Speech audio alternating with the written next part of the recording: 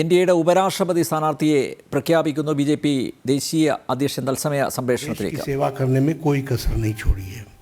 जैसा मैंने बताया कि वो एक किसान परिवार को बिलोंग करते हैं और उनका लालन पालन झुंझुनू के एक डिस्ट्रिक्ट के गांव में वहाँ हुआ और गांव के स्कूल से पढ़ाई करते हुए उन्होंने सैनिक स्कूल चित्तौड़गढ़ से अपनी शिक्षा ली. बाद में वो राजस्थान यूनिवर्सिटी में फ़िज़िक्स की उन्होंने पढ़ाई की और साथ में एलएलबी किया. वह फर्स्ट जनरेशन के प्रोफेशनल हैं, यानी वकालत के रूप में वो फर्स्ट जनरेशन में वकील बने और बहुत ही कम समय में उन्होंने अपने आप को राजस्थान हाई कोर्ट में एक सक्षम वकील, एक प्रसिद्ध वकील के रूप में स्थापित किया और साथ ही साथ सुप्रीम कोर्ट में भी उन्होंने अपना नाम एक वकील के रूप में स्थापित किया. So he is a first generation lawyer, first generation professional. और सार्वजनिक जीवन में आने से पहले वो एक प्रतिष्ठित वकील के रूप में उन्होंने अपने आप को स्थापित किया.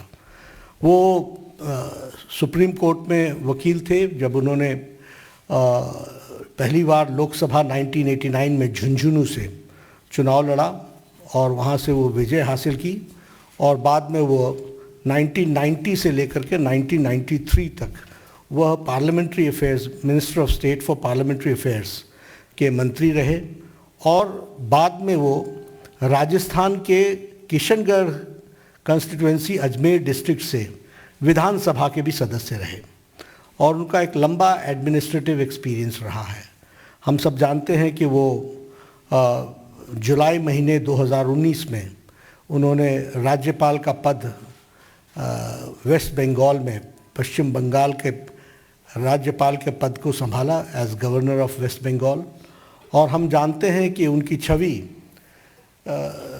पीपल्स गवर्नर, लोगों के गवर्नर, लोगों के दिल पर राज करने वाले ऐसे शख्सियत के रूप में वो राज्यपाल के रूप में स्थापित हुए हैं. और उन्होंने जिस तरीके से सार्वजनिक जीवन में सेवा की है और लंबे समय तक सेवा की है, इन सारी बातों को ध्यान में रखते हुए भारतीय जनता पार्टी और एनडीए ने ये तय किया कि किसान पुत्र, साधारण परिवार से बढ़ते हुए फर्स्ट जनरेशन के professional, fully equipped as an administrative capacity और जिनका सार्वजनिक जीवन में एक बहुत ही अच्छा योगदान रहा है, ऐसे प्रत्याशी को भारतीय जनता पार्टी और एनडीए अपना उपराष्ट्रपति, वाइस प्रेसिडेंट का प्रत्याशी घोषित करती है और आगे चल करके उनके नॉमिनेशन की तारीख भी तय होगी और फिर चुनाव की दृष्टि से तैयारी होगी. मुझे यही आप सबको बताना था. श्री जगदीप धनखड़ हमारे एनडीए के प्रत्याशी हैं. बहुत बहुत धन्यवाद.